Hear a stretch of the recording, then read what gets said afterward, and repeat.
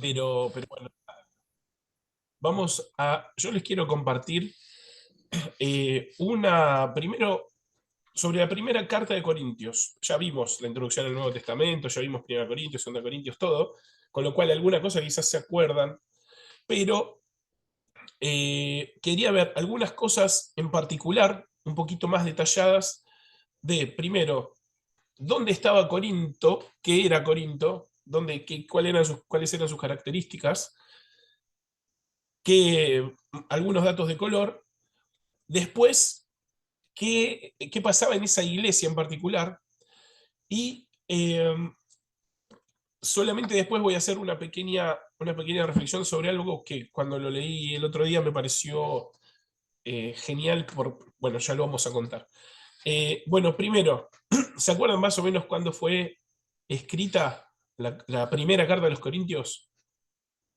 Más o menos, tiren una. Abran el micrófono y tiren, yo mientras tomo agua.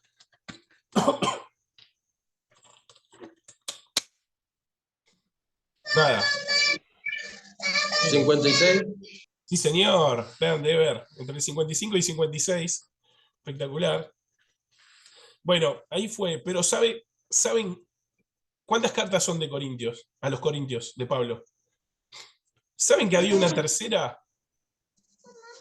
¿Saben que había una tercera? Y se los voy a probar, no se queden con lo que yo les digo.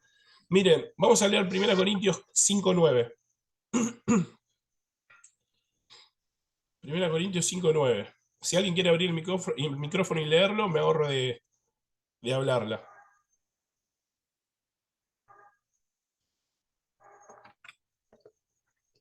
Si no, leo yo, Os ¿no? he escrito por carta que no os juntéis con los fornicarios. Así es, ¿no? Sí, perfecto, perfecto. Acá yo tengo, gracias. ¿Quién fue? ¿Tere? Hilda. Hilda, gracias, Hilda. No, Eh, Mirá, nosotros estamos leyendo la primera carta a los Corintios, ¿no?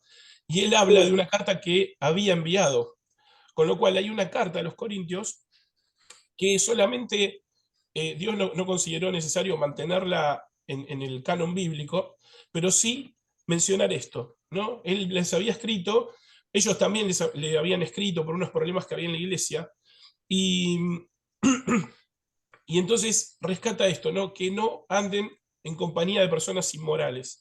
Y aparentemente ellos lo tomaron para no juntarse con gente del mundo, pero él en un momento dice, no les digo que no se junten con la gente del mundo porque ellos no tienen no tienen a Jesucristo. Entonces les digo que a los que se llaman hermanos, los que se llaman cristianos, y son inmorales, tienen inmoralidad sexual, son fornicarios, son un montón de cosas, no te juntes con ellos, ¿no? Entonces este pedacito es lo que rescatamos, pero para llamar la atención que había otra carta más, que no la conocemos.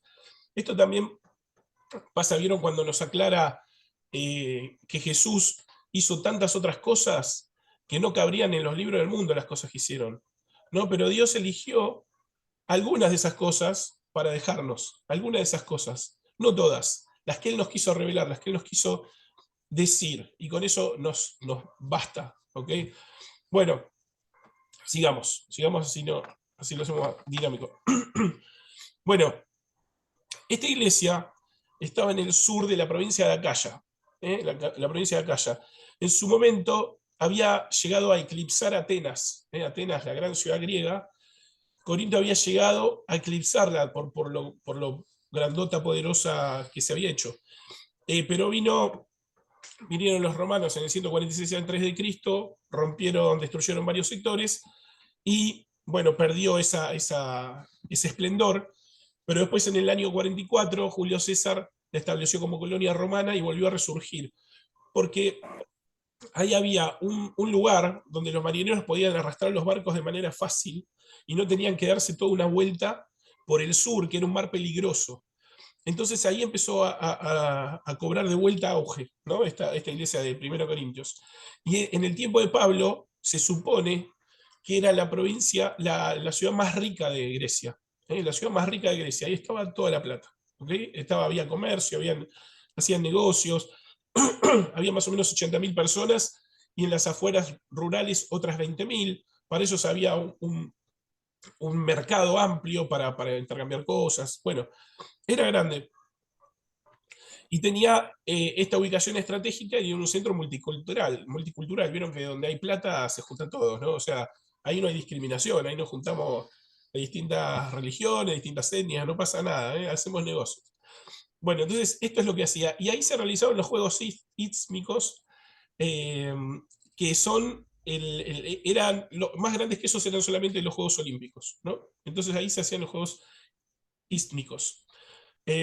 Tenían un teatro para 18.000 personas, una sala de conciertos para 3.000. Era importante, imagínense que estamos hablando de hace 2.000 años más o menos, ¿eh? Quizás un poquito menos, porque se escribió en el 56, 57, Pablo aparentemente estuvo por el 52 por ahí, o sea que hace 1900 y tantos años, 70. Bueno, y había un monte en la ciudad donde se erguía un templo, el templo de la diosa Afrodita, la diosa del amor, entre comillas, ¿no? Ahí en ese templo había 1.000 prostitutas sagradas, de vuelta entre comillas, que era una forma de rituales, de cultos para esa diosa, tener relaciones sexuales con esas prostitutas sagradas, ¿no?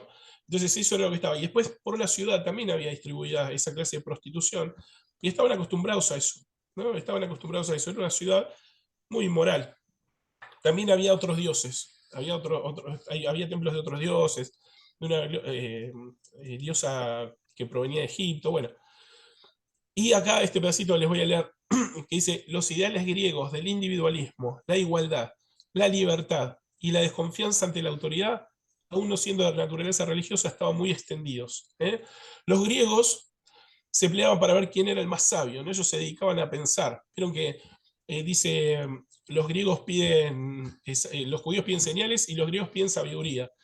Entonces, a ver, el que decía las cosas más sofisticadas, más elaboradas, era el maestro al que todos seguían o veneraban, ¿no? Entonces, por eso Pablo, cuando escribe la carta de los Corintios, dice, yo no vengo a hablarles acá con palabras de humana sabiduría, sino que vengo con el poder del Espíritu. Yo no les vengo a hablar, no vengo a hacerme acá el que mirá cómo sé hablar, mirá la elocuencia, ¿no? Dice, no vine con palabras elocuentes, yo no quiero competir con estos filósofos griegos, esto es otra cosa. Acá estamos hablando de Cristo, ¿no? Y dice en una parte, dice, me propuse no saber otra cosa entre ustedes que a Cristo y a este crucificado.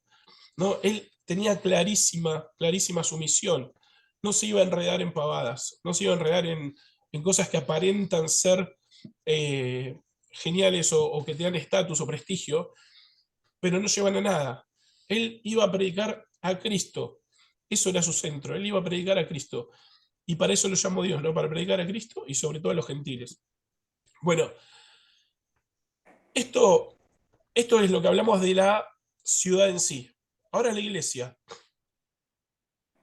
La iglesia, miren lo que pasaba en esta iglesia, ¿eh? A ver qué iglesia tenemos acá.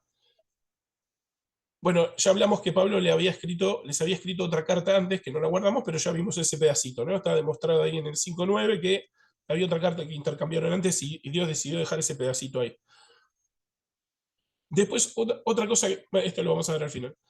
La iglesia estaba dividida, estaba muy dividida. Estaban ¿se acuerdan esos que decían yo soy de Pablo, yo soy de Apolos, yo soy de Cefas, yo soy de Cristo? Entonces, había divisiones, había como pequeños grupitos que cada uno decía seguir a uno, ¿no? Como, a ver, yo sigo al mejor, ¿no? Entonces, Pablo les dice, ¿acaso está dividido Cristo? ¿No? ¿Acaso está dividido Cristo? Dice, menos mal que yo no bauticé a casi nadie porque si no, no sé, me iban a querer seguir a mí en vez de a Cristo, ¿no? Entonces les nombra a quién había bautizado y demás. Bueno, estaba dividida. Había una persona, un hombre, un hermano, que tenía relaciones con su madrastra. Y ellos, lejos de decir, qué inmoralidad, ¿cómo puede ser esto? Se jactaban de tolerarlo, se jactaban de tolerar eso, ¿no? De aguantarlo, de decir, bueno, mirá, nosotros somos tan capos que toleramos hasta esta cosa, no nada más lejos del cristianismo. Y él estaba en esta situación y estaba ahí con la iglesia, no pasaba nada. algunos miembros demandaban a sus hermanos ante las autoridades seculares, cuando en los evangelios vemos que nos dice claramente la escalerita que hay que hacer, ¿no? Juntate y habla con tu hermano, si no te escucha, anda con otro, si no te escucha, presentarlo en la iglesia, y si no quiere cambiar de todas maneras, se mantiene en su maldad, bueno, déjalo ir, ¿no? Es como el galo porque ya no quiere cambiar, o sea, no quiere, habiendo comprobado que estaba haciendo cosas malas, ¿no? Entonces ellos, problema, listo, vamos a los tribunales. Entonces, ¿qué pasaba? En la secularidad veían que hermanos de la iglesia estaban llevando sus pleitos ante ellos. Cuando Jesús nos manda que nos amemos unos a otros, que de esa manera van a conocer que Dios está entre nosotros, que Jesucristo está entre nosotros, y le estaba mostrando todo lo contrario. ¿No? Le estaban contando que eran más del montón, o sea, tenían conflictos, venían a arreglarlos acá, ¿no? Y el juez determinaba. Bien, después había, por todas estas inmoralidades, por el tema de la prostitución en la ciudad, por la fornicación que había entre ellos, ¿no? Fornicación, sexo fuera del matrimonio. Había un grupo que decía, vamos, acá esto se soluciona con el celibato. Nadie más se casa, nadie más tiene relaciones sexuales, listo, ya está, estamos hechos. Entonces un grupo iba por este lado. Y también usaban los dones que Pablo más adelante dice que tenían dones que habían sido confirmados, ¿no? En Cristo con los dones que habían recibido y todo. Usaban los dones de manera desordenada y confusa, sin respetar, se pisaban, ¿no? Mientras uno hablaba en lenguas, otro hablaba en lenguas al mismo tiempo.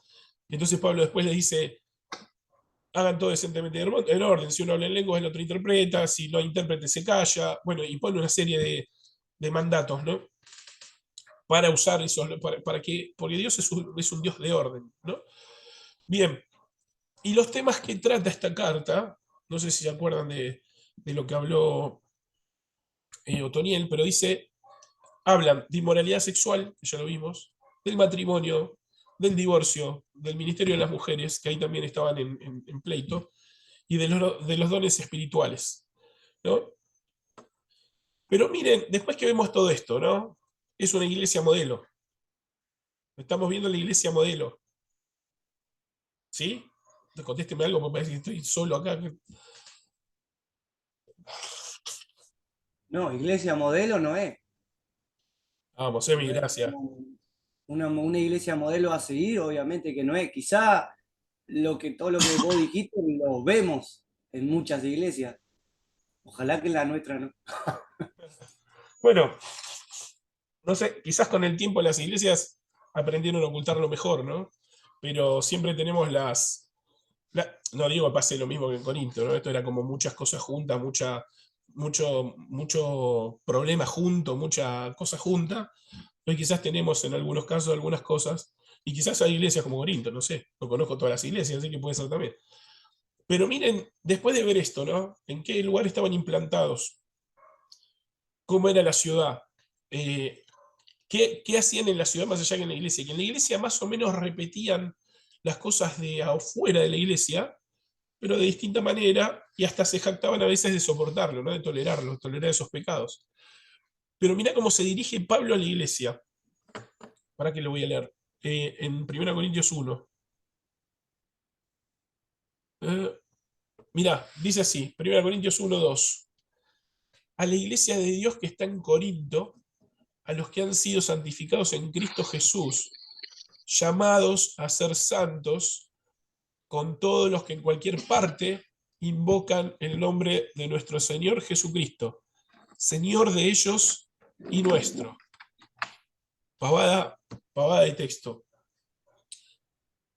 Mira, le está hablando a una iglesia totalmente pecadora, le está hablando a una iglesia dividida, y le dice que ellos fueron llamados a ser santos, ¿no? Y le dice que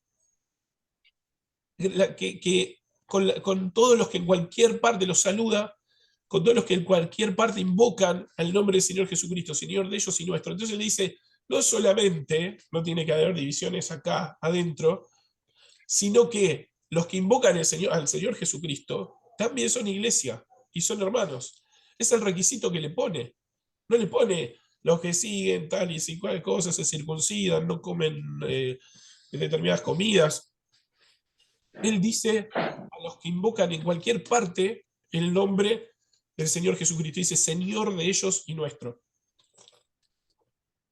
Entonces, cuando nosotros nos queremos jactar de algo, ¿no? O agrandar por algo, tenemos que bañarnos de humildad, sabiendo que así como la iglesia esta, la iglesia de Corinto, quizás nosotros, no sé, no tengamos todos esos pecados, tengamos otros, pero nosotros somos llamados a ser santos y nuestra santidad, nuestra glorificación final, no depende de mí, no depende de mí como persona caída, fallida, eh, pecadora, que se equivoca todo el tiempo, ¿no? Entonces, que estamos en Cristo, y esa es nuestra seguridad. Nuestra seguridad es que estamos en Él, que Él nos llamó, que somos llamados a ser santos, y que por más que tengamos todos estos problemas, por más que pequemos, por más que un montón de cosas, errores que tengamos, Él nos ve a través de Jesucristo. Y por eso nosotros podemos ser santos ante su vista, no por nada nuestro. Ahora, esto significa que entonces hago cualquier cosa, hago la mía, me pongo a pecar como loco porque total, yo fui llamado y dice que a los que lo llamó, a estos los justificó y los glorificó. No, entonces, y que nada, el que empezó la buena obra también era la buena obra. Entonces, podemos sacar texto fuera de contexto y decir, listo, como yo ya soy salvo, como yo ya soy santo posicionalmente en Cristo, como yo ya tengo la eternidad cumplida, hago cualquier cosa, total, eso está ahí, no lo voy a perder. Pero Pablo en Romanos dice, entonces, ¿qué diremos? Que vamos a pecar para que la gracia abunde. De ninguna manera, dice, es una pregunta retórica. Dice, no es la idea, no estamos hablando de eso. Nosotros cuando fuimos llamados también a buenas obras, si bien las buenas obras no nos hacen salvos, nosotros al haber sido salvados, deben nacer de nosotros buenas obras. Es al revés, ¿no? No es que por buenas obras yo me salvo, sino que como me salvó Cristo, yo voy a hacer buenas obras, ¿no? Y esos son los frutos que uno puede ver. Bien, yo les quería mostrar esto y otro en el versículo 21. Versículo 21. Se los voy a leer en la versión que tengo acá, que es la nueva Biblia de las Américas.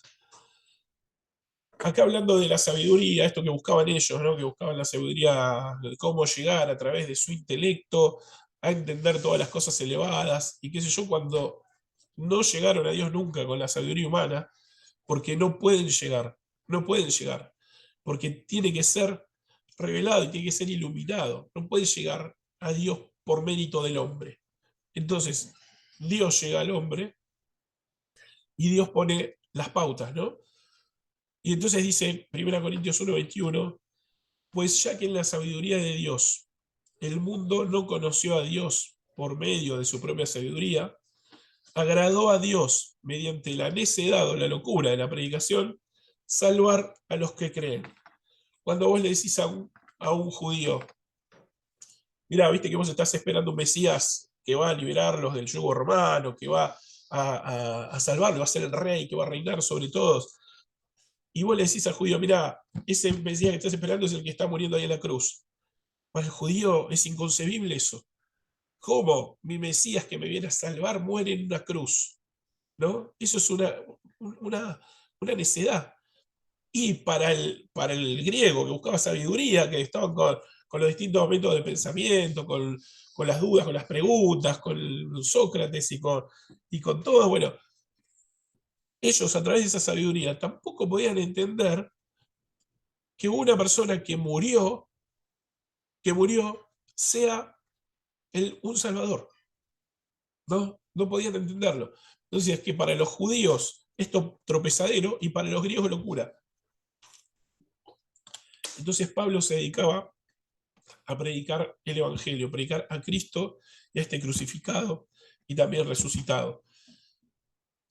Entonces, ya dejamos acá pero les quiero decir esto, que alguna vez dijimos en el muro, que seamos dignos de la vocación con la que fuimos llamados, que seamos dignos de esa vida que Cristo dio por mí y que vivió, ¿no?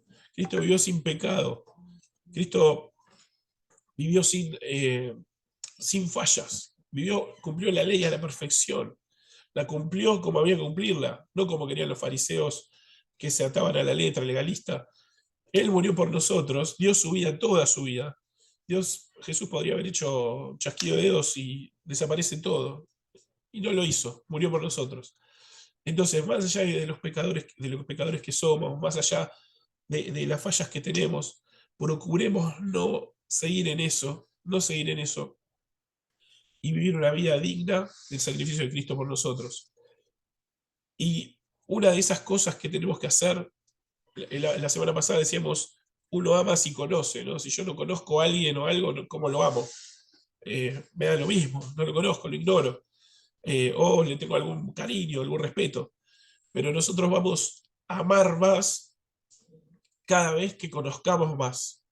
Y cada vez que nosotros conozcamos más, nos va a costar menos caminar por esas buenas obras que Dios preparó de antemano para nosotros.